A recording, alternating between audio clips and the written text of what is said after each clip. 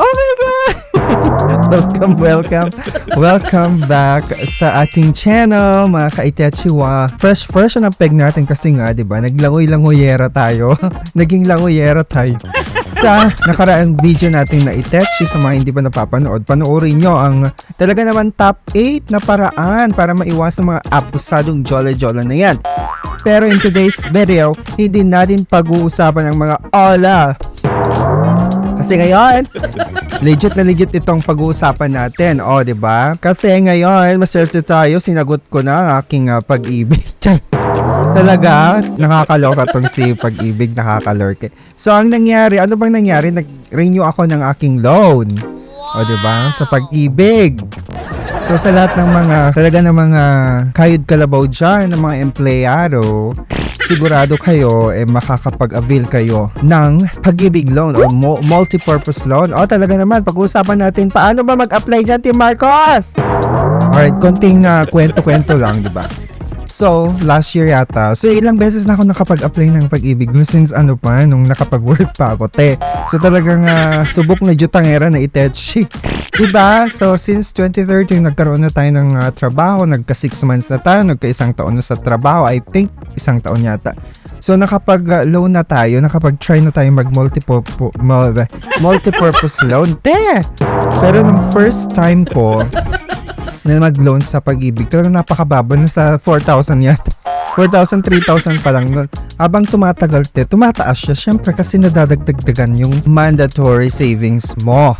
'Di ba? Yung contributions mo sa pag-ibig. So talaga naman, paano ba yung computation yan, Team Marcos, ng pag-ibig multipurpose loan? So yan ang tatalakayin natin. Himay-himayin natin si pag-ibig multipurpose loan!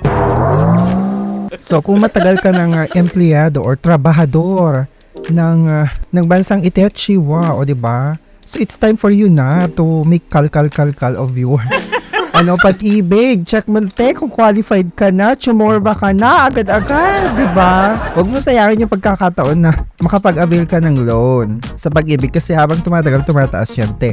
Habang naglo-loan ka niyan, habang tuwing naglo-loan ka, 'di ba? Tumataas din talaga yung pwede mong majutang. Alright, so nandito ako sa pag-ibigfund.gov.ph na website, so you can check kung ano yung mga listahan at procedure ng pagjujutang sa short-term loan or ang kilalang multipurpose loan. So sabi dito, the Pag-ibig Fund Multipurpose Loan or MPL is a cash loan designed to help our members with any immediate financial need. A member can borrow up to 80% of their Pag-ibig regular savings and can be processed in as fast as 2 days. Totoo yan, te. Kasi nga, napraba ko agad-agad, te. Nakuha ko agad ang kaperahan in 2 days. Totoo yan, 2 days, te. Okay, ewan ko lang sa iba, pero based on my experience, ang bilis talaga. Ang bilis kong ma-approve. Read more below. Okay, check natin. So, ito yung mga list of valid ID na kailangan for the process. Okay? It could be passport, driver's license, kung meron kang PRC, NBI clearance, police clearance, postal ID, voter's ID, check nyo dyan.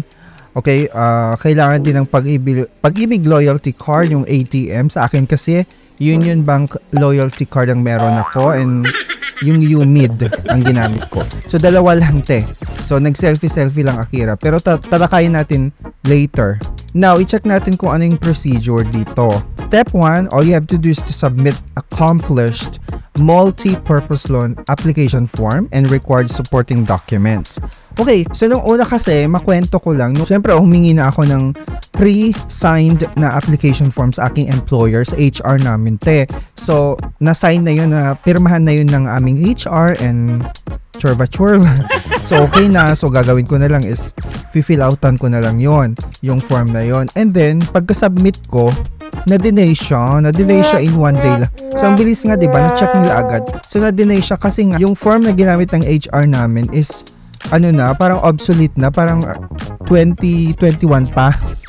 So, hindi updated yung form na ginamit ng HR ko. So, ginawa ko, email na naman ako sa aming HR o 'di ba? Humingi ako ng updated na form na pre-signed na nila ulit. So, binigyan naman ako ng 2023. So, i-double check niyo bago kayo mag-upload at magpasa-pasa. I-check niyo muna kung updated yung form na binigay sa inyo ng HR ninyo, te. Dapat 2023 yon na version. So, ganito yung itsura niya, okay? So, you can also check on Pag-ibig website. Okay, now, yung step 2, so pagka-fill up ko ng application form, isasubmit ko na yun online. So ipapasa ko na, i-upload ko na lahat-lahat doon, documents, ID, pati yung selfie ko. And then, nakatanggap na ako ng acknowledgement receipt. Okay? Tapos, dun sa step 3, on scheduled date, get loan proceed. So, ayun nga, ang bilis lang, makikita mo na doon kung approve ka or hindi doon sa result. So, kailangan mo lang mag-antay siguro ng 2 days, ganon. Kasi yung sa akin, based on my experience, nag-apply ka, Monday ako nag-apply, diba? Pumasok agad yung pera nung Wednesday na. Wednesday ng hapon, pumasok na. So, ibig sabihin 2 days.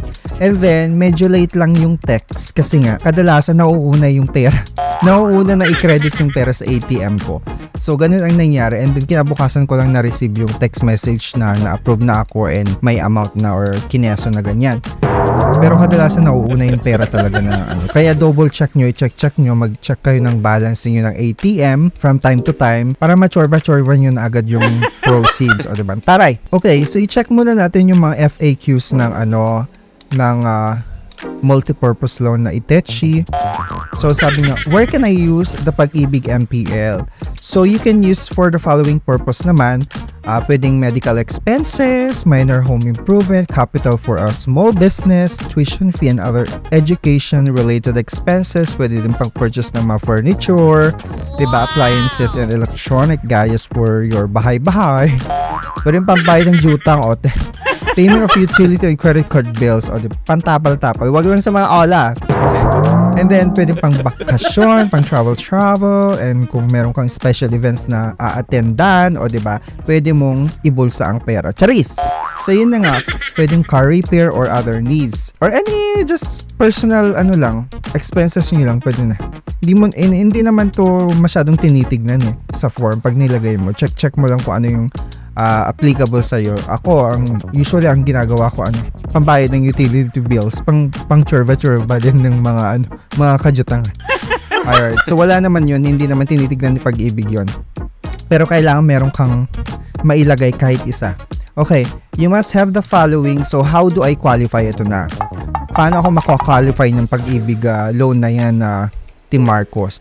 So, you must have the following to qualify for the loan. So, at least 24 months membership savings under the Pag-ibig Regular Savings Program. Ito yung mandatory na Pag-ibig 1 na talagang kailangan mag-contribute ka every month deducted by your employer, te. So, yung kailangan naka at least 24 monthly contribution ka, and then kailangan active member ka by having at least 1 monthly membership savings within the last 6 months prior to the date of loan application. Okay. And then, kung meron kang existing housing loan or MPL loan or calamity loan, the account must not be in default. So, dapat hindi ka delinquent doon. Dapat good payer ka, good standing ika nga. So, ako kasi, based on my experience, meron akong Pag-ibig housing loan. Currently, na binabayaran ko pa rin.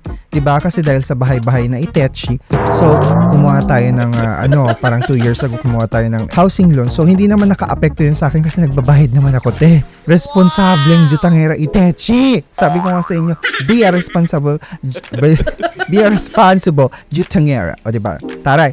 So, kailangan, updated yon. Tapos, kailangan mo ng proof of income. Income lang naman, kailangan lang naman nila isang buwan. Isang buwan na payslip, te. Ilalagay mo sa form. So, mamaya itatalakayin natin. So, how much? Ito na, how much can I borrow under the Pag-ibig MPL, Team Marcos? So, qualified members can borrow up to 80% of their total Pag-ibig regular savings. Okay? So, kung kunwari, 20,000 pesos yung naiihulog mo na nasa regular savings mo, Pag-ibig MP1, di ba? Yun yung mandatory. So, kunwari, naka 20,000 pesos na akong hulog, tapos yung 80% nun, te, yun yung pwede mong majutang. Equivalent nung 80% of your total Pag-ibig regular savings, which consists of their monthly contributions, their employer's contributions, and accumulated dividend earned. Diba? Mga ganun. So this means that the more you save in your Pag-ibig regular savings, the higher loan amount you may apply for via the MPL. Yun yung sinasabi ko sa inyo. Siyempre, nadededakan kasi ako every month. So lumalaki yung savings ko sa aking account. So lumalaki din yung amount na pwedeng ipajutang sa akin, te. Ganun lang naman kadali. Okay, paano ako mag-apply dyan, Team Marcos? Kasi ano jutang na hira. Charis. So kung talagang active member ka, pwede mong gawin itechi, napakadali online via the virtual Pag-ibig by uploading your duly accomplished loan application form and your requirements, or by completing the Pag-ibig MPL application online form for members whose employers are enrolled under the virtual Pag-ibig. So kung kung yung employer mo member din siya ng virtual Pag-ibig, tapos meron ka din virtual Pag-ibig, then Gora Bells, mag-apply ka dun sa virtual Pag-ibig. Ako kasi, based on my experience, yung employer ko hindi siya member. Wala siyang account sa virtual Pag-ibig. Pero ako meron akong account sa virtual Pag-ibig. So hindi ako nakapag-apply sa virtual Pag-ibig. Instead, nag-apply ako via the link. Meron siyang link na ibang link, but it's the same website. Sa Pag-ibig website mo gagawin. Pwedeng over the counter by submitting your duly accomplished form. Pwede kang pumunta sa pinakamalapit na Pag-ibig branch, kaso napaka-hassle niya. Pila-pila. Diba, ang daming tao, ang daming gustong jumutang. So, ayoko na, na-try ko na yan. Actually, parang last year yata or 2 years ago, na-try ko ang hassle. Though mabilis naman talaga yung process doon. Parang makakapag-apply ka na in just siguro 2 hours, maximum siguro 2 hours. Diba kung hindi talaga maraming tao. Pero pag maraming tao, baka abutin ko 1 araw, Taris. Pero mabilis ang in fairness yung process dyan sa mga Pag-ibig branch, ang bilis, diba? Based on my experience. And then, eto pati, kailangan napaka-importante, kailangan meron ka ng Pag-ibig loyalty card. It's either issued by the Union Bank and other bank, parang may AUB din yata na nag-i-issue ng loyalty card. Kaya dapat, kung wala pa kayong loyalty card, kumuha muna kayo ng loyalty card bago kayo mag-apply ng loan. Kasi para mas madali, mas madali i-credit na agad dun sa loyalty card mo. So, syempre, kailangan din nating alamin ang interest rate ng Pag-ibig. So, the MPL comes at a low interest rate of 10.5% per annum. Okay? Annual yan, O, diba? Gobyerno na yan. So, napakababa. 10.5% per annum. So, it is worth to note that a significant part of the income derived from Pag-ibig Fund from the MPL's interest is returned to its members in the form of dividends. O, diba? So, lahat may balik. So, binabalik naman ni Pag-ibig talaga yon. Yung interest, binabalik din niya sa dividends ng mga members niya. So, di ba, antara umiikot lang yung pera. So, kaya, ito yung maganda talaga sa Pag-ibig, di ba? So, makwento ka lang na very light. Aside from me having the regular savings na mandatory savings, meron din akong MP2, okay? May MP2 din ako. That's the voluntary savings. So, parang nakaano na yata ako. I'm not sure kung magkano na yung aking savings doon. Nag-start lang ako last year. So, pinapadidak ko na sa employer ko. Every sahod, nadededakan ako. So, parang 500 pesos per month. Oo, 500 pesos per month, parang 250 pesos per cut-off. O ano ba naman yung 500 pesos? Kasi that's the minimum kasi na pwede mong i-deposit on a monthly basis. Pero ang bala ko, dadagdagan ko siya. So, lalakihan ko siguro gagawin kong 2,000 per month or 1,000 per cut-off para mas malaki ang ma-earn natin. Kasi 'di ba ang MP2, your voluntary savings na nakalock in siya in 5 years. So, hindi mo siya magagalaw. So, andun lang siya. Pero yung computation ng earnings mo, compounded. O, 'di ba? Taray, may ganun. Compounded interest So, tatalakayin na lang natin on sa per video. Pero ngayon, check natin kung paano mag-apply. Paano ka ba nakapag-apply, Team Marcos? Turuan mo nga kami. Kasi jutang na kami. Ito na. So, click natin yung virtual Pag-ibig. Okay, punta tayo. Virtual. Okay, so ganito mag-apply sa virtual Pag-ibig. So, meron akong papel dito. Printed ko pa talaga ito. Diba? Para maipakita ko sa inyo ng bonggang-bongga. Okay, so nandito yung site. You can go directly naman sa pagibigfundservices.com/virtual Pag-ibig. So yan yung direct link na pwedeng yung puntahan para mag-apply. Okay, ngayon, so pag nandun na kayo sa website na yan, so all you have to do is just to click on apply for and manage loans. Okay, click mo yan and then may magpapakita. Charis. May chuchorva dyan. And then may mga options dyan na pwede mong piliin. So, of course, ang pipiliin natin is apply for a short-term loan. So, pwede rin apply for a housing, home equity, at chuchuchu. Pero yung pero itong focus kasi natin is short-term loan or multi-purpose loan. So, apply for a short-term loan. Yan ang i-click nyo. Ito na, magpapakita na ang apply for a short-term loan na. So, before getting started, make sure to prepare the following. So, kailangan na-fill upan mo na yung application form, na-sign na ng HR ninyo, containing the required information, your signature, the signature of your employer, and signature of 2 witnesses. Okay? So, kahit hindi ka employed, pwede ka naman mag-apply. Kung self-employed ka o Gora Bells, diba? Tapos meron kang regular savings sa Pag-ibig, pwede. Hindi lang naman pang employed Filipino citizens itechi. Basta ano ka, member ka. Member ka ng Pag-ibig, te. Alright? Sama ng mga Pag-ibig, charis. So, ayun na. Kailangan mo din ng signature ng 2 witnesses. So, kailangan 2 witnesses, te, mag-sign doon sa form mo. Okay? And then, after that, pag na-signed na, picturean mo na, pwede mong picturean, okay, picturean sa font, dapat maliwanag. Sa akin kasi ang ginawa ko, in-scan ko mismo sa printer para mas maganda, para bonggang-bonggang ang datingan ng form ko, te, at walang mga bahid ng kajuta. Para hindi ma-deny na naman, te, di ba? So, in-scan ko na lang. So, I suggest, punta kayo, kung may printer kayo dyan, scan nyo na lang. And then, or pumunta kayo sa malapit na computer shop, scan nyo na lang, te. Kung hindi naman kayo komportable na scan kasi nga, nagtataglay dyan. Nagtataglay yung form na yun ng mga ka-impormasyon ninyo. Baka mamaya masilip ng iba yung impormasyon mo. So, picturean mo nila. Basta make sure lang na talagang malinis, malinaw, at readable yung mga words, yung mga words na sinasabi mo dyan sa form. Okay? Kasi may baka ibalik. And make sure na nakasign, may signature kayo at saka signature ng mga witnesses ninyo. Te, pati yung employer ninyo kung employed kayo, ha? Okay. And then, kailangan mo din ng 1 valid ID. So, gaya ng sinabi ko kanina, pwedeng UMID, National ID, mga ganun, NBI, at chuchuchu. Check nyo na lang yung list of valid IDs. Okay, and then cash card. Ito yung loyalty card na issued by Union Bank, AUB, or Land Bank of the Philippines. So, yung sa akin kasi issued by Union Bank. So, meron na ako niyan. And then, magsiselfie ka, te. Kasama yung ID mo at saka yung loyalty card. So, dalawa yan. Gaganyan mo lang. Parang ganito, yung picture ko na yan. Parang ganyan. Ganyan na ganyan. So, igagano. Medyo challenging ng Vered kasi nga, di ba, ang hirap hawakan yung dalawang card. Pero kailangan mong gawin. O di ba, Antare, huwag kang maarte. Jujutang ka na nga, arte ka pa. Charis!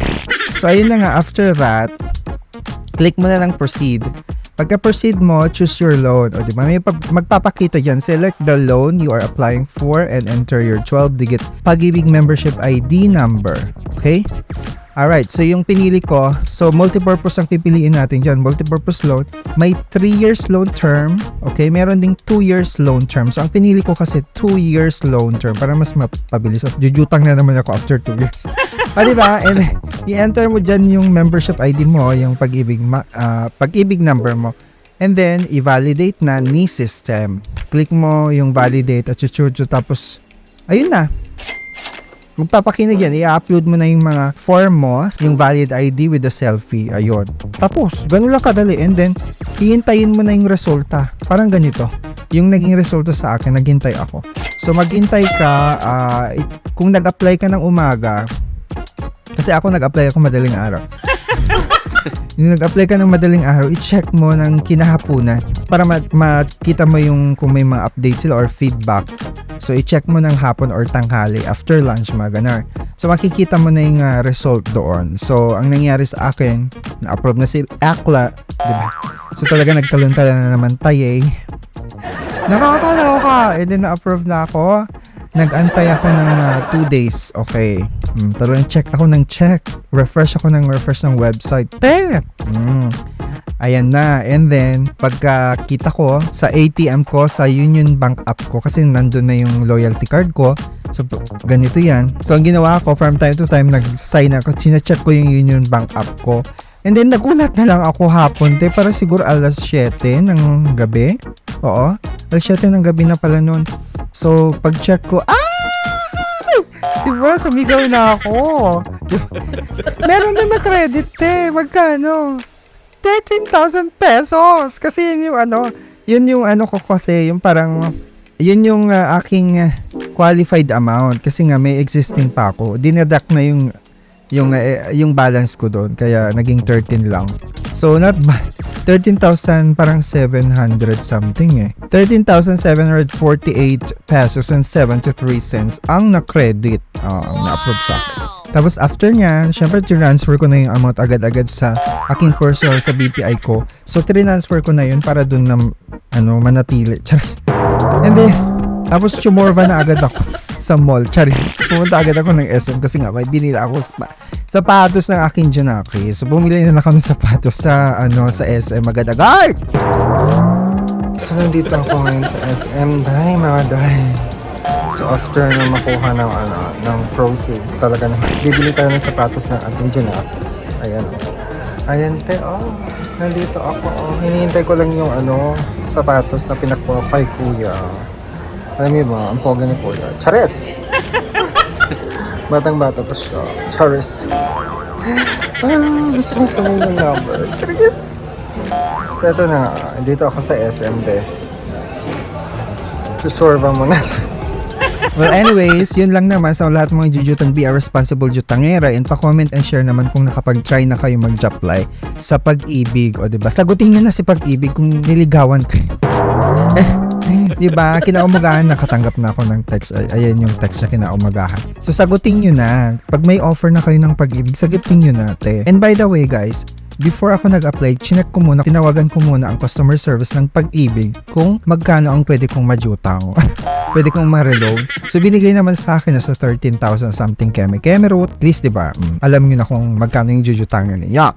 So, anyways, maraming salamat mga ka-Itechi. Don't forget to subscribe and click the notification bell para every time magkakaroon tayo ng ganitechi mga videos, kayo ang unang maaambunan. And of course, abang-abang na tayo sa giveaway. Malapit na. Don't forget to share and subscribe.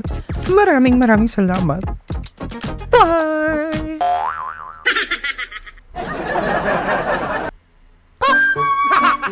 13,000 pesos na or Pag-ibig reload. Charis. Sure ba? O diba? Hindi ka pa ba?